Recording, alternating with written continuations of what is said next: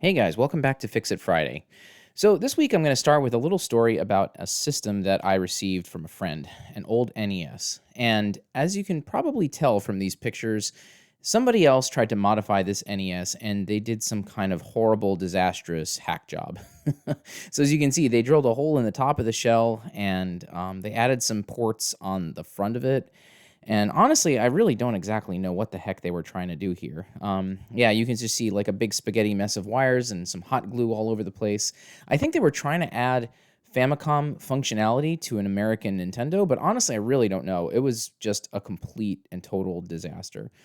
So at first, I was hoping to just make a Fix It Friday video on trying to rescue this thing and make it work like a normal NES again. But the amount of hackery and damage just proved to be too much. I started by just removing all of the components, the extra components rather, and I tried to desolder a Game Genie adapter, which had been soldered onto the cartridge slot connector. But very soon I realized there was just too much to do. So at first I was going to toss it out, but then I decided, let me see if I can come up with a better idea, and maybe I can get this thing working again. Okay, so fast forward a few months later, and I think I've finally come up with a solution for what I want to do with that broken NES. So what you see in front of you here is the Opentendo. So this is an open source recreation of the original 1985 front loader. This was made by a guy named Red Herring 32, and basically what I'm going to do with this board is try to create a brand new NES in the year 2021. And by that, I don't mean a clone console. I mean something that actually uses original Nintendo hardware, but also tries to use as many brand new components as possible, and it should have complete and total compatibility with all cartridges and behave exactly like a stock NES that was built in 1985. So yeah, if you can compare this to a standard front loader, you'd see that it's populated with the same components. The organization is slightly different because, again, this is an open source project. And then what I have here in the plastic bag is all the parts I need in order to populate this and make a Nintendo. There are a few parts, though, that are proprietary to Nintendo that are required. So what we have here is the CPU. So this is the original CPU, and I harvested this from that broken NES. And then this is the PPU, or the graphics chip, that I also harvested from that NES. These two chips together are basically the heart and soul of a Nintendo, and so this is what's going to make it act correct like an original NES. Back here I have the lockout chip, and technically I don't need this. I could use some kind of open source replacement, but for now, for the convenience of just getting this video done, I'm going to use an original lockout chip that I pulled from that Nintendo.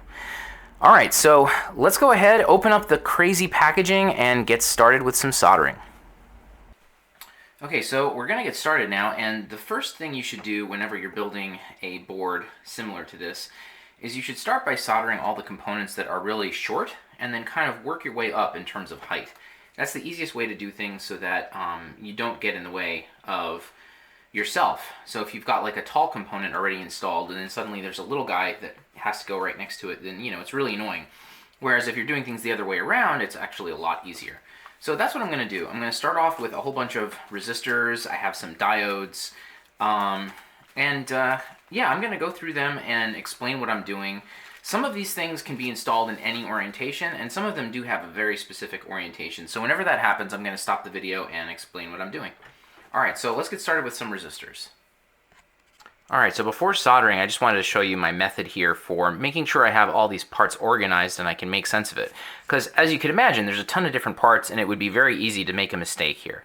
So what I did was I downloaded the bill of materials from the Opentendo website, which I'll have a link in the description for. So not only does this tell you what parts to buy, but it also tells you what they are later on when you're doing the installation. So I pulled all of the resistors from that list, and you can see their part numbers are listed right here. So I have them organized in some kind of an order, going from the first resistor, R1, to the very final one, R19.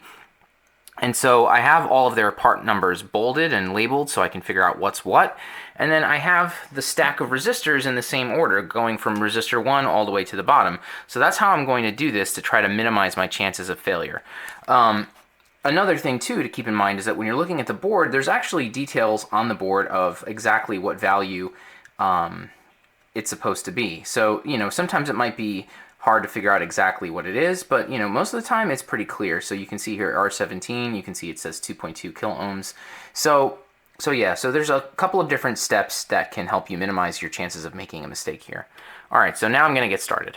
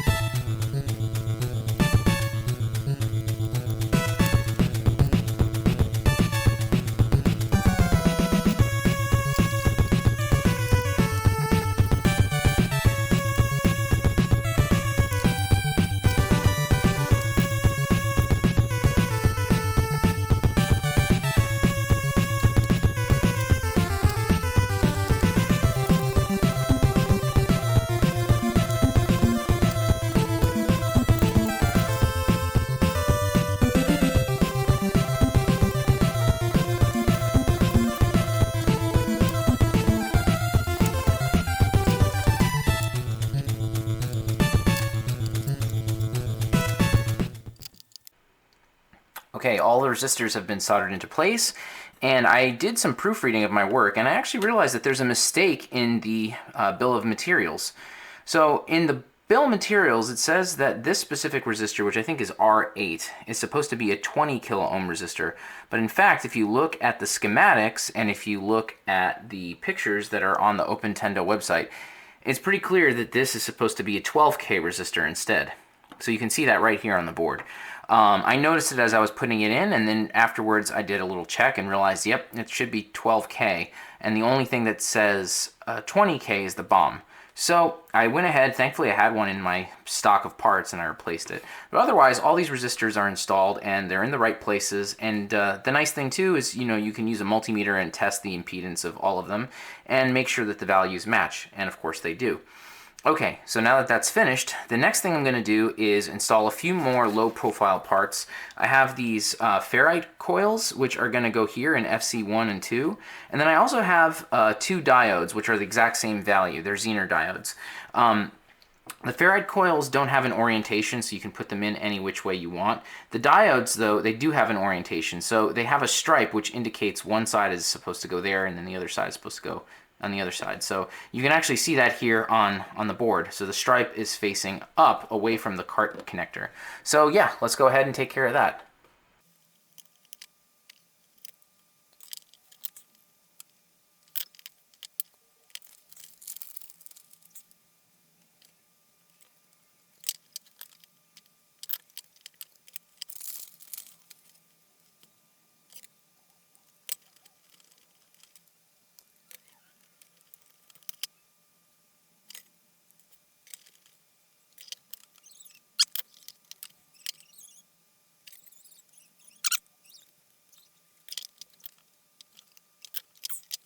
Okay, so next up are the ceramic capacitors, and there are quite a lot on the board. I think there's something like maybe 40 or so, 45 that need to be added. Thankfully, most of them are the same values, so it's not too bad. And there's no orientation, so you can just put them in any which way you feel like. Okay, well, let's get started on that.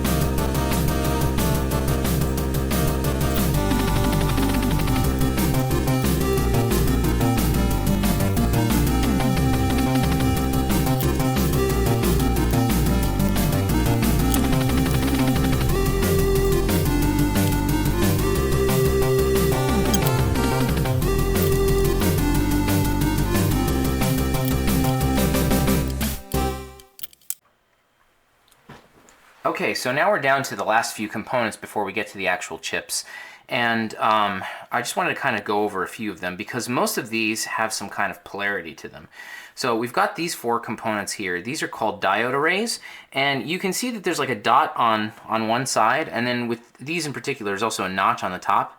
So these do have a polarity to them. So there's a spot on the board. If you go where it says DA1, 2, 3, and 4, that's diode array 1 through 4, and the notch or the dot goes all on that side. We've also got some resistor arrays. We've got this guy here and this guy here. Those also have an orientation. So there's a dot on those. And you can see over here, there's a dot where that guy goes. And there's also a dot where this guy goes.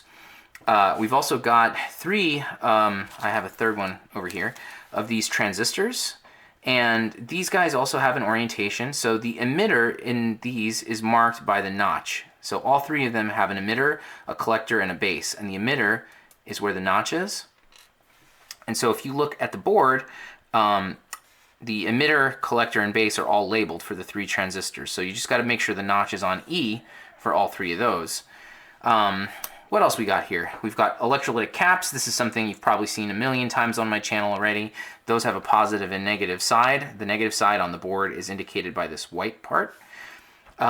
We also have this thing called a trimmer capacitor, and this guy goes right up here. And it has a flat component to it, and the flat part is going to be facing towards the back over here.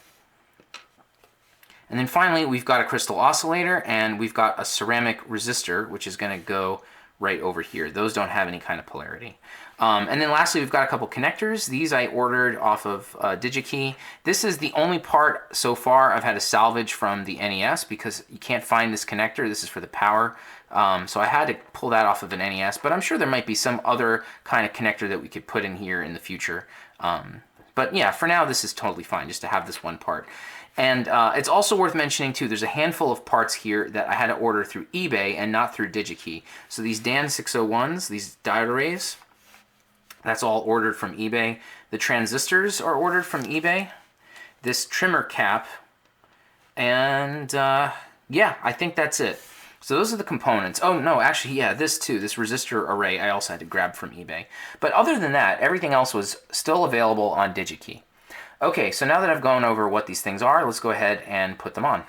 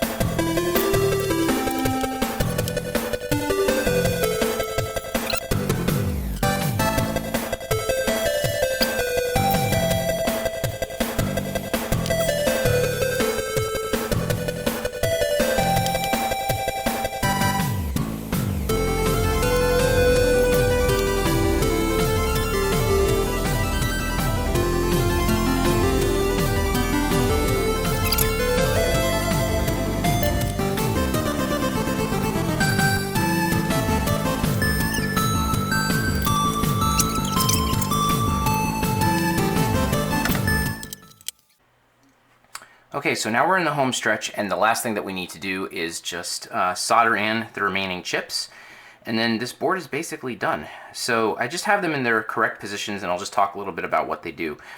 So over here on the left, we have the original NES CPU, And then we have down here the work RAM that supports it. And then this chip over here acts as an address bus for the work RAM. So these three all kind of work together. Over here we've got our original NES graphics chip, which is the PPU. And then this chip is the RAM that supports the PPU. And this guy right here, I think it's a latch, and it also supports the RAM. So again, all three of these work together. We've got a pair of chips that are identical over here. These are needed for processing the inputs from player 1 and player 2. Here's the lockout, and so that guy goes over here. This chip is a IC, it's like an inverter. I don't exactly know how it relates. It probably interacts in some way with the PPU because it's close to it, but I'm not entirely sure of what its purpose is. But yeah, that just gives you an overall idea of how the chips are related to each other. And so just like some of the other components on this board, the chips definitely have an orientation. You can see that each one of them has like a little notch indicating where the front of it is. And actually they're all oriented in the same direction. So the front is all towards the left-hand side. So I'm going to be soldering most of these directly to the board, but the original Nintendo chips, the CPU, the PPU, and the lockout, those are all going to go into sockets.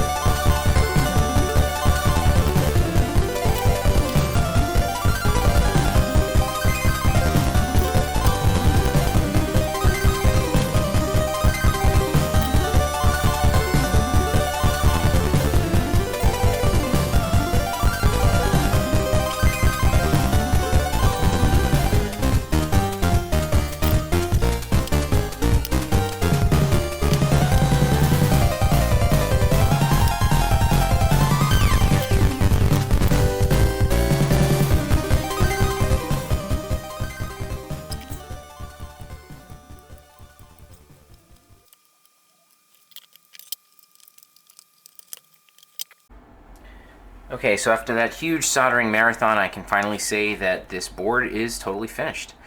After the fact, I decided to add the expansion cartridge slot, which is over here. So this is a part that doesn't exist anymore, and so I just salvaged it off of that broken NES.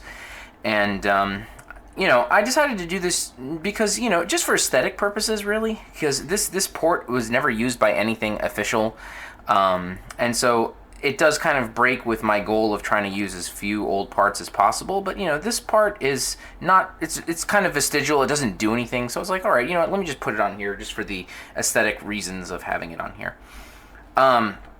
So the last thing that needs to be done is there needs to be some sort of module put over here for power and also for outputting composite video and sound. The problem is that for right now, at least, there isn't an open source option that works. Not really, anyhow. I did discover one online and try to build it, and I built it, but it turns out that the PCB has problems. So there's problems with the traces. Like for example, the video signal comes out to the outer shield, and the ground is internal, which is backwards from what it's supposed to be. So someone is developing a open source version for the RF, or replacement for the RF module, but it's definitely not finished yet. Maybe this will give me the incentive I finally need to learn how to do PCB design. And maybe I can finish it myself. But anyway, so since I don't have an open source alternative here, what I'm going to do is I'm going to take a RF modulator, and so this was pulled from a broken Nintendo, and I'm going to use that temporarily, and I'm going to continue to research open source alternatives. If I find something that works, then my plan is to take this thing off and put a brand new thing in its place. So let's go ahead and do the final connections and get this thing finished.